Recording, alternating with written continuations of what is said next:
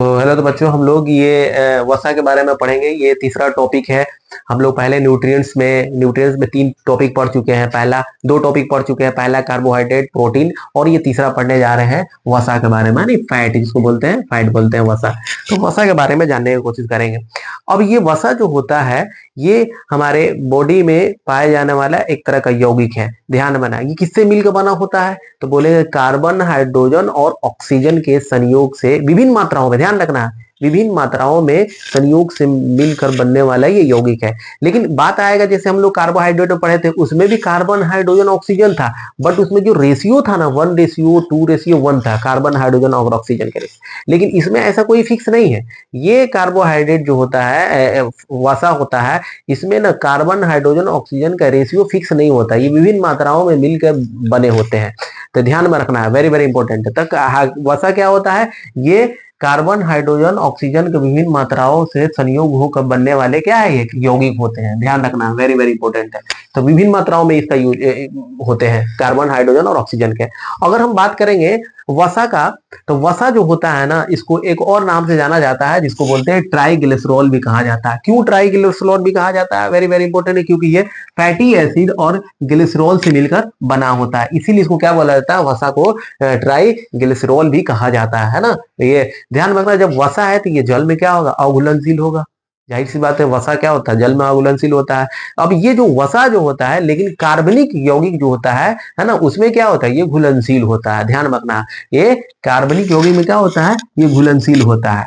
अगर हम बात करेंगे कि कार्बन फैट जो होता है, वसा जो होता है, हमारे शरीर में सबसे 1 ग्राम प्रति ग्राम में सबसे ज्यादा ये किलो कैलोरी एनर्जी देता है। ध्यान रखना है, जैसे बोले ना 1 ग्राम ऑफ वसा जो होता है ना, वो 9.2 या 9.3 किलो कैलोरी क्या करता है, एनर्जी प्रोवाइड करता है हमारे बॉडी को। तो सबसे ज्यादा, अगर कोई प्रति ग्राम में अगर सबसे ज्यादा हमारे बॉडी को एनर्जी प्रोवाइड करने वाला यौगिक क्या नाम है, तो ध्यान रखना, वो क्या नाम है, वसा है। जो हमारे बॉडी को क्या करता है, 1 ग्राम में क्या करता है, 9.2 किलो कैलोरी ऊर्जा हमारे बॉडी को रिलीज करता है, देता है। ध्यान रखना।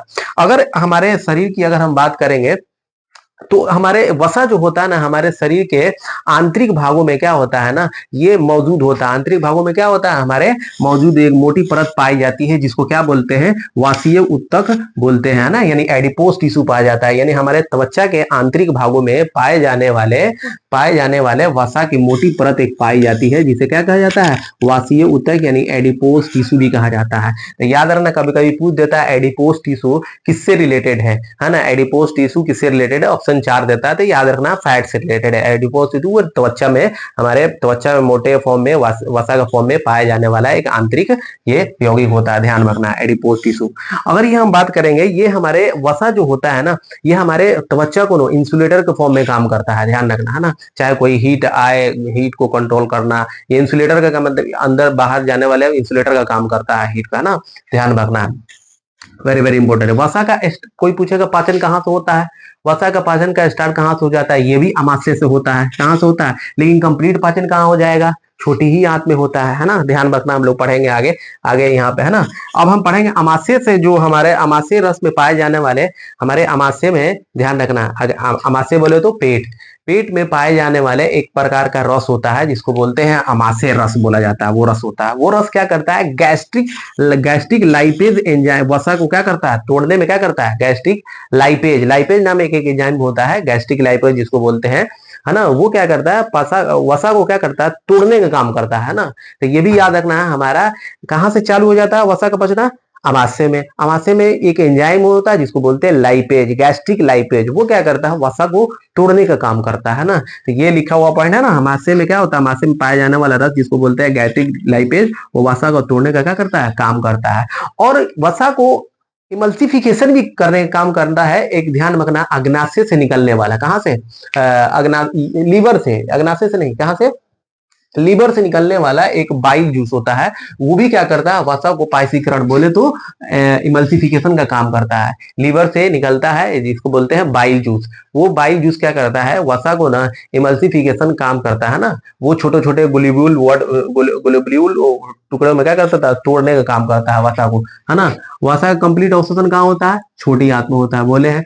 और वसा जो होता है ना, अंतिम फॉर्म अगर हम बात करेंगे कि वसा का जो कंप्लीट अवशोषण क्या होता है, अवशोषित फॉर्म क्या होता है, तो वो होता है आपका कौन सा, हमारा छोटी अवशोषित फॉर्म जो होता है वो किस फॉर्म में होता है, फैटी एसिड में होता है। ध्यान रखना है, हर चीज का अवशोषित फॉर्म जानना है। जैसे हम लोग बोले कार्बोहाइड्रेट का अवशोषित फॉर्म क्या था, ग्लूकोज था। प्रोटीन का अवशोषित फॉर्म क्या था, एमिनो एसिड था। उसी तरह अगर पूछेगा वसा का अवशोषित फॉर्म क्या होता है, तो वो होता है fatty acid. Completely fatty acid में ही वो क्या होता है, एब्जॉर्ब हो जाता है। तो वो फैटी एसिड। अब फैटी एसिड में कोई पूछेगा किस तरह का बॉन्ड पाया जाता है, तो फैटी एसिड में एस्टर बॉन्ड, फैटी एसिड में कौन बॉन्ड पाया जाता है, एस्टर बॉन्ड पाया जाता है। यानी दो फैटी एसिड के बीच कौन सा बॉन्ड पाया जाता है, तो याद रखना एस्टर बॉन्ड पाता है, जो जनरली कहाँ, वसा में पाया जाता है। यानी अगर हम कहेंगे कि अवशोषित फॉर्म जो हमारा था फैटी एसिड था, तो फैटी एसिड में एस्टर बॉन्ड पाया जाता है, तो एस्टर बॉन्ड भी किस में पाया जाएगा, वसा में पाया जाएगा। सिंपल सी बात है जनरली। तो ये चीज देखने को मिलता है ना।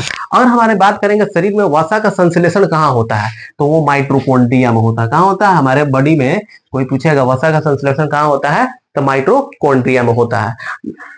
अगर हम बात करेंगे वसा के बारे में, तो वसा कुछ कुछ हमारे बॉडी के अंदर जो विटामिन होते हैं उनको अवशोषित करने का काम करती है। जैसे विटामिन के, विटामिन ई, विटामिन डी और विटामिन ए को अवशोषित करने में मदद करती है कौन, वसा।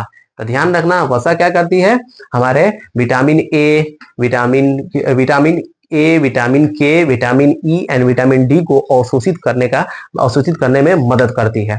अगर हम बात करेंगे वसा कितने टाइप के होते हैं, तो वसा जो होते हैं जनरली दो टाइप के होते हैं, है ना। कितने टाइप के होते हैं, दो टाइप का होता है। वो दो टाइप कौन सा हो जाएगा, एक हो जाएगा हमारा संतृप्त वसा यानी सेचुरेटेड फैट हो जाएगा, एक हो जाएगा अनसेचुरेटेड फैट हो जाएगा। तो